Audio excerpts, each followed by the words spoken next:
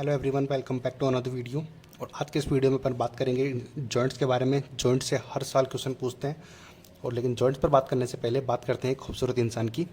तो इस इंसान को बनाने का एक ही मतलब था कि इसको समझाना, इससे समझना बहुत आसान हो जाएगा अपने लिए जॉइंट्स, क्योंकि इसमें ये बताना है कि जो जॉइंट्स यहाँ पर प्रेजेंट होंगे वो होंगे यहाँ प्रेजेंट होंगे यहाँ पर भी, यानी कि सेम कलर से बनाए हुए हैं। तो जो जॉइंट्स यहाँ प्रेजेंट होंगे वही यहाँ पर प्रेजेंट होंगे, और यहाँ पर जो जॉइंट्स प्रेजेंट होंगे वही यहाँ पर प्रेजेंट होंगे नीज में।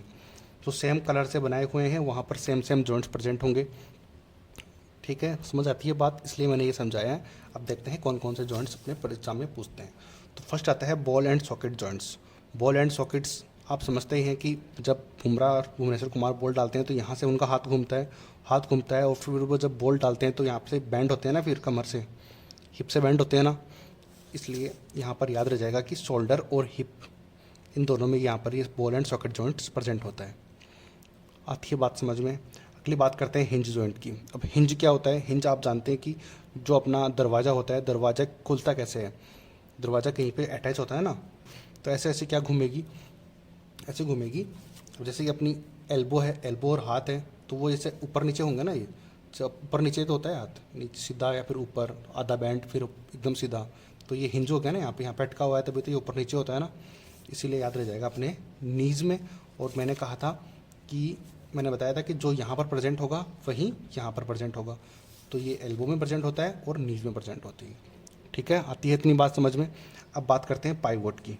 अब पाइवोट में क्या हो जाएगा कि एक मूवी आई थी पा, आपको याद होगा कि उसमें अमिताभ बच्चन ने रोल किया था, एक वो सर पे बाल नहीं थे, एकदम बच्चे की तरह एकदम, है ना। तो उस मूवी से याद रख लेना कि पा वो मूवी थी।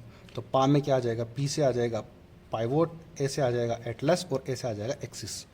एटर और एक्सिस से कंप्लीट हो गई, तो पाइवोट आ गई, पा एक मूवी थी, तो इससे तीनों याद रह जाएंगे। ठीक है, अब आती है ग्लाइडिंग जॉइंट। अब ग्लाइडिंग क्या होती है? ग्लाइडिंग या फिर राइडिंग, राइडिंग किस में करते हैं? कार में या फिर बाइक्स में कर सकते हैं अपन।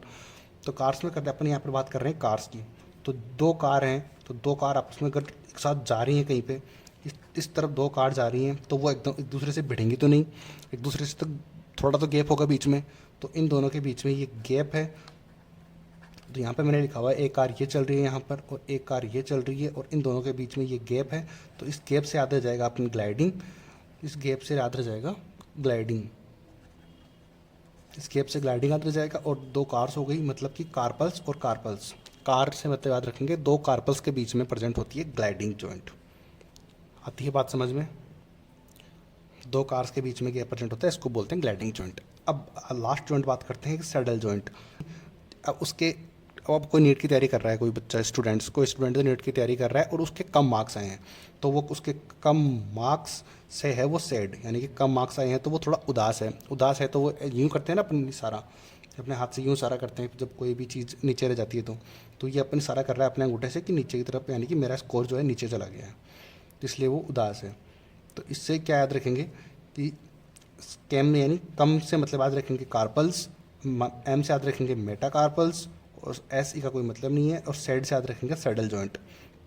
और थंब, अब ये थंब मैंने इसलिए ये हाथ इसलिए बनाया है क्योंकि ये थंब, इसको कंसिडर करेंगे आप, तो ये है थंब।